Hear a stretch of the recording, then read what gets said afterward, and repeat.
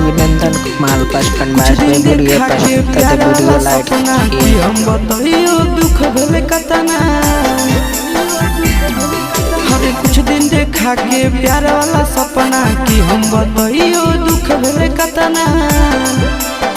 ओकरे चलती बाबू के पैकेट से पैसा वो चोर लिया रे मोरा अखिया नींदो नहीं ओकरे चलती बाबू के पैकेट से पैसा वो चोर लिया रे मोरा अखिया नींदो नहीं से हो रे छोड़ी के दोसर ले ले जाई रे मोरा अखिया